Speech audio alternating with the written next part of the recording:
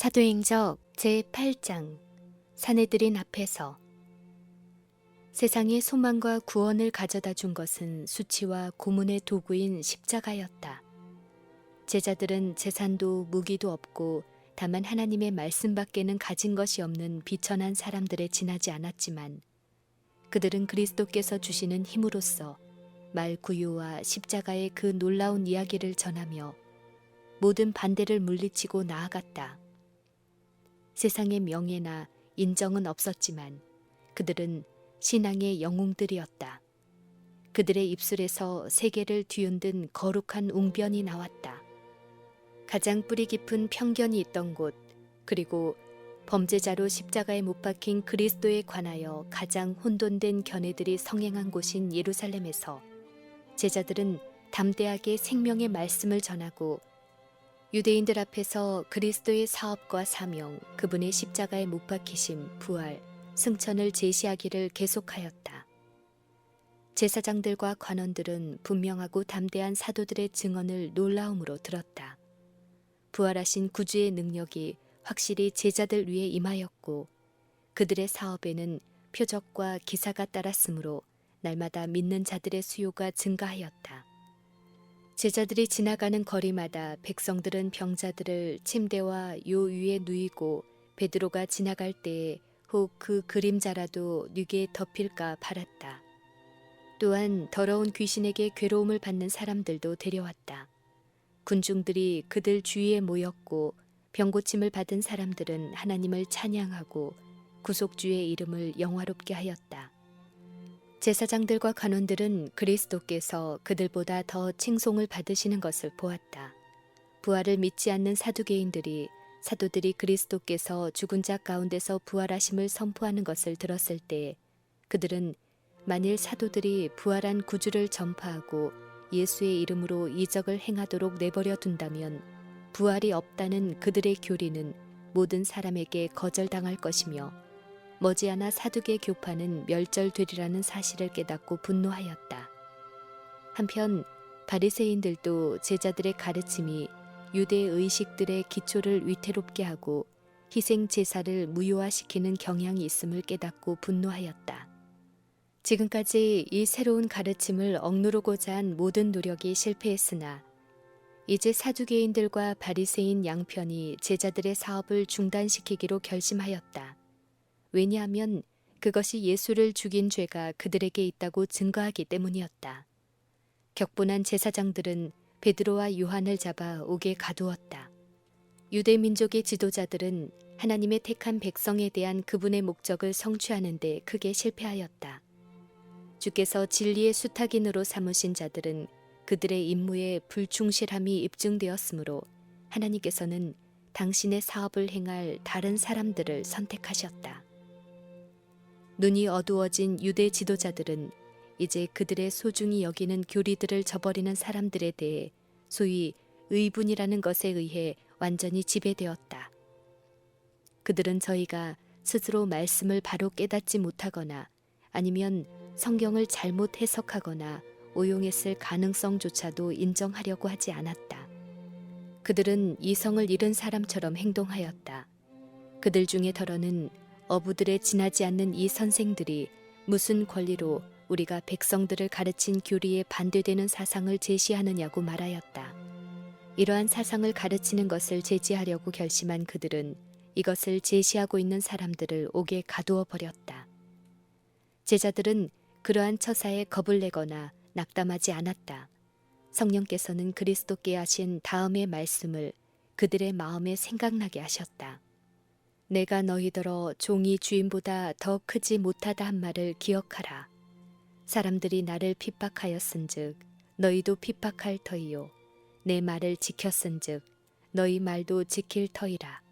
그러나 사람들이 내 이름을 인하여 이 모든 일을 너희에게 하리니 이는 나 보내신 이를 알지 못함이니라. 사람들이 너희를 추례할 뿐 아니라 때가 이르면 물은 너희를 죽이는 자가 생각하기를 이것이 하나님을 섬기는 예라 하리라. 오직 너희에게 이 말을 이른 것은 너희로 그때를 당하면 내가 너희에게 이 말한 것을 기억나게 하려 함이요. 능력 있는 우주의 통치자인 하늘의 하나님께서는 제자들이 투옥당한 문제를 직접 해결하셨는데 이는 인간들이 당신의 사업에 대항하여 싸우고 있는 까닭이었다. 밤에 주의 천사가 옥문들을 열고 사도들에게 가서 성전에 서서 이 생명의 말씀을 다 백성에게 말하라 하였다. 이 명령은 유대 통치자들의 명령과는 정반대였다. 그렇지만 사도들은 그들이 관원들과 의논하여 그들의 허락을 받기까지는 그리할 수 없노라고 대답했는가? 아니다. 하나님께서 가라고 하셨으니 그들은 순종하였다. 저희가 새벽에 성전에 들어가서 가르쳤다. 베드로와 요한이 신자들에게 와서 어떻게 그 천사가 감옥을 지키는 군사들을 해치고 그들을 직접 인도해내었고 방해받던 그 사업을 다시 계속하라고 명령했는지를 말하였을 때 형제들은 놀라움과 기쁨으로 충만하였다. 한편 대제사장과 그와 함께한 사람들은 공회와 이스라엘 족속의 원로들을 다 모았다. 제사장들과 관원들은 제자들에게 폭동죄를 씌우고 아나니아와 삽비라를 살해하고 제사장들의 권위를 빼앗으려고 공모하였다고 고발하기로 결정하였다. 그들은 폭도들을 자극시켜 그 문제를 다루게 하고 예수를 취급했던 것처럼 제자들을 다루고자 하였다. 그들은 그리스도의 가르침을 받지 아니한 많은 사람들이 유대 권위자들의 전제적 통치의 실증을 내고서 무엇인가 변화를 갈망하고 있다는 사실을 알고 있었다. 제사장들은 만일 이 불만 세력이 사도들이 선포하는 진리를 받아들여 예수를 메시아로 인정하게 될 것 같으면 전 국민의 분노가 종교적 지도자들을 향하여 일어나게 될 것이며 그때에는 그들이 그리스도를 살해한 보복을 받게 될 것을 두려워하였다. 그들은 이러한 사태를 방지하기 위하여 단호한 조치를 취하기로 결정하였다. 그들은 죄수들을 그들 앞에 데려오라고 명령했다. 그런데 옥문들이 든든히 잠겨 있고 그 앞에 간수도 있었으나 죄수들이 행방불명이라는 보고를 듣고 크게 놀랐다. 곧 깜짝 놀랄 만한 기별이 왔다. 보소서, 옥에 가두었던 사람들이 성전에 서서 백성을 가르치더이다 하니 성전 맡은 자가 관속들과 같이 가서 저희를 잡아왔으나 강제로 못함은 백성들이 돌로 칠까 두려워함이러라. 비록 사도들이 기적적으로 옥에서 구원을 받았으나 신문과 형벌을 면한 것은 아니었다. 그리스도께서는 사도들과 함께 계실 때 너희는 스스로 조심하라. 사람들이 너희를 공회에 넘겨주겠다고 말씀하셨다. 그들을 구원하기 위하여 천사들을 보내심으로 하나님께서는 그들에게 당신의 사랑의 증거를 주셨고 또한 당신의 임재의 보증을 주셨다. 이제 그들이 전파하고 있는 복음의 주인을 위하여 고통당하는 것이 그들의 할 바 일이었다. 선지자들과 사도들의 역사 기록에는 하나님께 충성했던 고상한 많은 모본들이 있다. 그리스도의 증인들은 하나님의 명령을 범하기보다는 차라리 투옥과 고문과 죽음 그 자체를 감수하였다. 베드로와 요한이 남긴 기록은 복음 전파 시대에 어느 사람 못지않은 영웅적인 것이다. 그들이 또다시 그들을 죽이려고 혈안이 된 듯한 사람들 앞에 섰을 때 그들의 말이나 태도에는 두려움이나 주저함이 없었다. 그리고 대제사장이 우리가 이 이름으로 사람을 가르치지 말라고 언금하였으되 너희가 너희 교를 예루살렘에 가득하게 하니 이 사람의 피를 우리에게로 돌리고자 함이로다 하고 말하였을 때 베드로는 사람보다 하나님을 순종하는 것이 마땅하니라고 대답하였다. 그들을 옥에서 구원하여 성전에서 가르치도록 명한 것은 하늘에서 온 천사였다. 그들은 천사의 지시를 따라 하나님의 명령을 순종하였으며 또한 어떠한 대가를 치르더라도 그 일을 계속하지 않으면 안 되었다. 그때에 영감의 성령께서 제자들 위에 임하셨으며 피고들은 고소자들이 되어 공회원들에게 그리스도를 죽인 죄에 대해 문책하게 되었다. 베드로는 선언하였다. 너희가 나무에 달아 죽인 예수를 우리 조상의 하나님이 살리시고 이스라엘로 회개케 하사 죄 사함을 얻게 하시려고 그를 오른손으로 높이사 임금과 구주를 삼으셨느니라. 우리는 이 일의 증인이요 하나님이 자기를 순종하는 사람들에게 주신 성령도 그러하니라.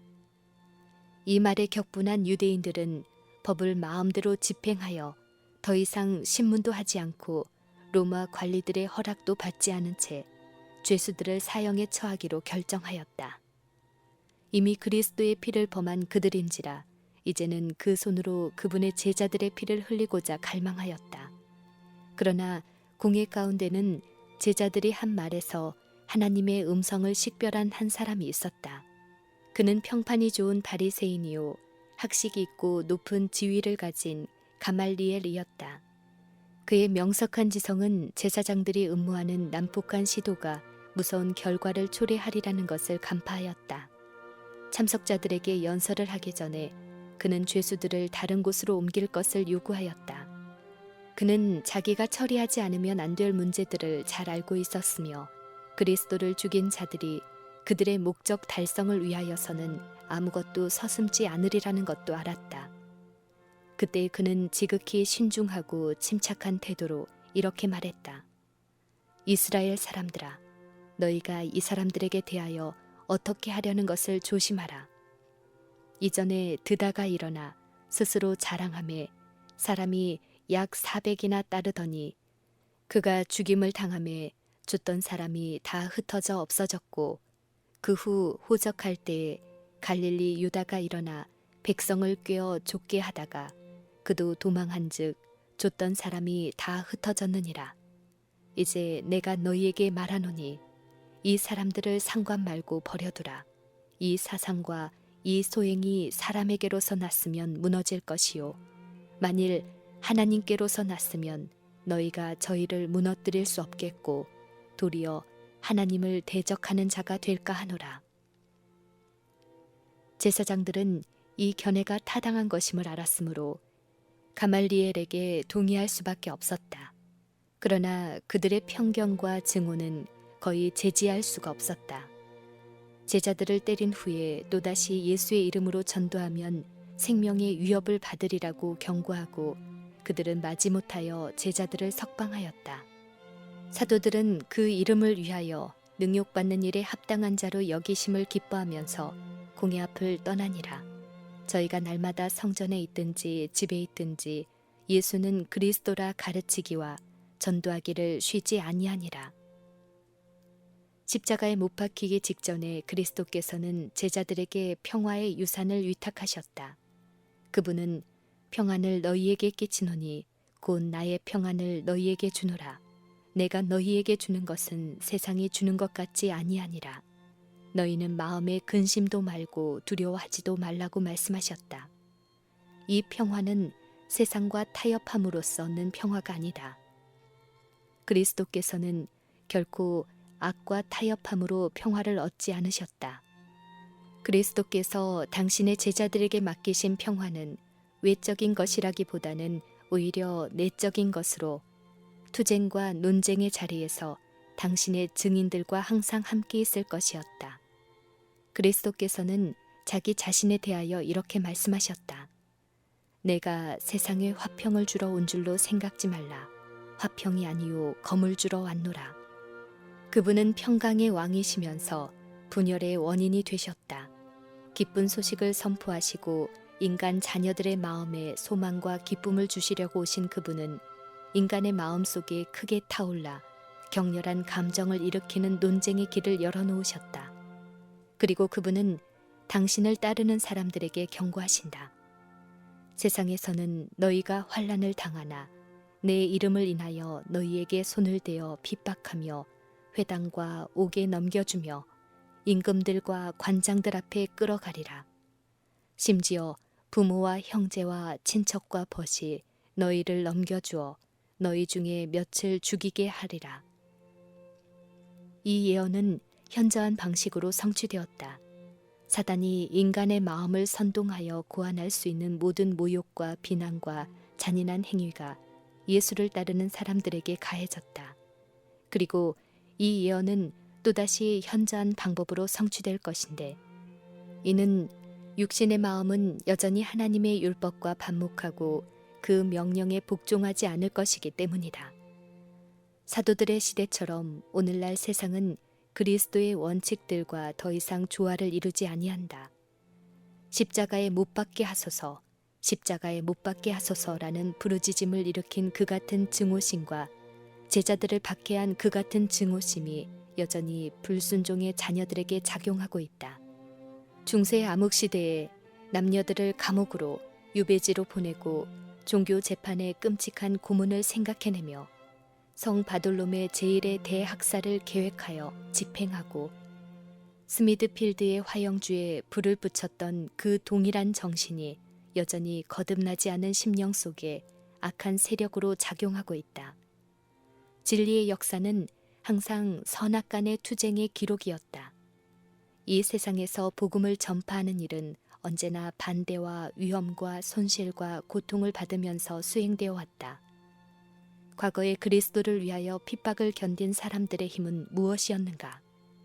그것은 하나님과 성령과 그리스도와의 연합이었다.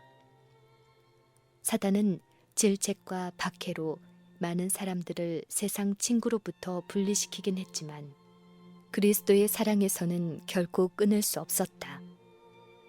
무서운 시련을 당한 영혼이 진리를 위하여 질책을 참는 것보다 더 크게 구주의 극진한 사랑을 받는 때는 결코 없다. 그리스도께서는 나도 그를 사랑하여 그에게 나를 나타내리라고 말씀하셨다. 진리로 인하여 신자가 세상 법정에 설 때 그리스도께서는 그 신자 곁에 서신다. 그가 감옥에 갇혀 있을 때 그리스도께서는 자신을 나타내시어 당신의 사랑으로 그의 마음을 기쁘게 하신다. 그가 그리스도를 위하여 죽게 될 때에 구주께서는 그에게 저희가 몸은 죽일 수 있으나 영혼은 해할 수 없다고 말씀하신다. 담대하라. 내가 세상을 이기었노라. 두려워 말라. 내가 너와 함께 함이니라. 놀라지 말라. 나는 네 하나님이 됨이니라. 내가 너를 굳세게 하리라. 참으로 너를 도와주리라. 참으로 나의 의로운 오른손으로 너를 붙들리라. 여호와를 의뢰하는 자는 시온산이 요동치 아니하고 영원히 있음 같도다. 산들이 예루살렘을 두름과 같이 여호와께서 그 백성을 지금부터 영원까지 두르시리로다. 저희 생명을 압박과 강포에서 구속하리니 저희 피가 그 목전에 귀하리로다. 만군의 여호와께서 그들을 호위하시리니 이날에 그들의 하나님 여호와께서 그들을 자기 백성의 양떼같이 구원하시리니 그들이 면류관의 보석같이 여호와의 땅에 빛나리로다.